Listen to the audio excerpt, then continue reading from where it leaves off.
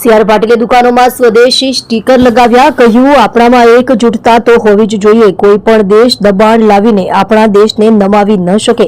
વડાપ્રધાન નરેન્દ્ર મોદીના આત્મનિર્ભર ભારત અને વોકલ ફોર લોકલના સંકલ્પને જન સુધી પહોંચાડવા માટે કેન્દ્રીય જળ સંસાધન મંત્રી અને ભાજપના પ્રદેશ પ્રમુખ સીઆર પાટીલ સુરતમાં સક્રિય થયા છે। તેઓ અંબાનગર ખાતે આવેલી પોતાની ઓફિસ સામેની દુકાનોમાં સ્વદેશી સ્ટીકર લગાવવા માટે પહોંચ્યા હતા।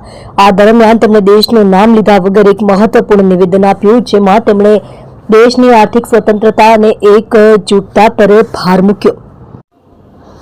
પાટીલે ભારપૂર્વક જણાવ્યું કે કોઈ પણ દેશ દબાણ લાવીને આપણા દેશને નમાવી ન શકે। તેમણે કહ્યું કે એકજૂથતા તો આપણામાં હોવી જોઈએ। આ નિવેદનને તાજેતરમાં અમેરિકા દ્વારા ભારત પર લાદવામાં આવેલા 50% ટેરિફ સાથે જોડવામાં આવી રહ્યો છે। જોકે પાટીલે કોઈ દેશનું નામ લીધું ન હતું। તેમણે ખાસ કરીને સુરત અને ગુજરાતના લોકોને આ દિવાળી પર વોકલ ફોર લોકલના સ્વદેશી અપનાવવાના આગ્રહનું પાલન કરવા વિનંતી કરી।